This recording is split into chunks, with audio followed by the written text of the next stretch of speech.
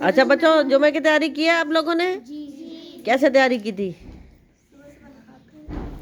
صبح صبح نہائے دھوئے ہیں؟ اور کیا کیا؟ جمعے کی تیاری میں کیا کیا چیزیں شامل ہیں؟ کون بتائے گا بچہ؟ جمعے کی تیاری کرتے ہیں تو جمعے کی خاص تیاری کیسے ہوتی ہے؟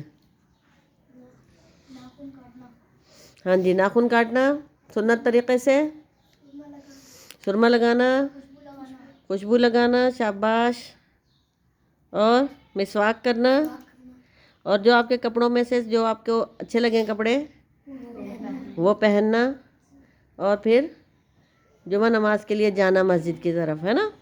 تو جمعہ نماز پڑھی ہے سب بچوں نے؟ کس کس نے پڑھی؟ ہاتھ کھڑا کریں. ماشاء اللہ. اور فجر کی نماز کس کس نے پڑھی؟ فجر نماز پڑھی آپ نے؟ کیوں ایسا نہیں کہتے آج نہیں اٹھے کل نہیں اٹھے؟ روزانہ ہی اٹھنا ہوتا ہے. الارم لگا کے سوتے ہیں نا، تو پھر اٹھنا ہوتا ہے بس. اس کو بند کر کے دوبارہ نہیں سونا ہوتا کہ ہم 5 منٹ میں اٹھ رہے ہیں، ہم 10 منٹ میں اٹھ رہے ہیں. ساری رات سو کے بھی اگر آپ کی نیند پوری نہیں ہوئی تو 5-10 منٹ میں بھی پوری نہیں ہوگی. وہ شیطان ہوتا ہے، اس ٹائم لوریاں دیتا ہے، وہ سلاتا ہے، اس ٹائم زیادہ مزے کی نیند آتی ہے. صبح کو نیچے ہاتھ کریں. صبح کو جب اٹھنے کا ٹائم ہوتا ہے تو زیادہ مزے کی نیند آتی ہے نا. تو وہ کیا ہوتا ہے؟ وہ شیطان سلا رہا ہوتا ہے تاکہ بچوں کا نماز کا ٹائم نکل جائے، بڑوں کا نماز کا ٹائم نکل جائے. جیسے ہی نماز کا ٹائم نکل جاتا ہے تو کیا ہوتا ہے؟ پھر فوراً آنکھ کھل جاتی ہے. ایسے ہوتا ہے نا؟ تو یہ سوچا کریں، روزانہ یہ سوچنے کی بات ہے. یہ نہیں روزانہ آرام سے کھڑے ہو گئے، کوئی احساس ہی نہیں ہوا، میں نے فجر کی نماز قضا کر دی، احساس نہیں ہوا. ایسا نہیں ہونا چاہیے. روزانہ افسوس کرنا چاہیے.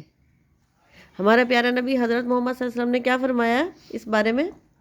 انہوں نے فرمایا کسی انسان کا پورا گھر کوئی لوٹ کے لے جائے، تباہ ہو جائے، برباد ہو جائے، یا آگ لگ جائے، پورے گھر کا نقصان ہو جائے، اس کا گھر والے ختم ہو جائیں، جتنا افسوس اس چیز کا ہوتا ہے اس سے بھی زیادہ ایک نماز قضا کرنے کا افسوس ہونا چاہیے.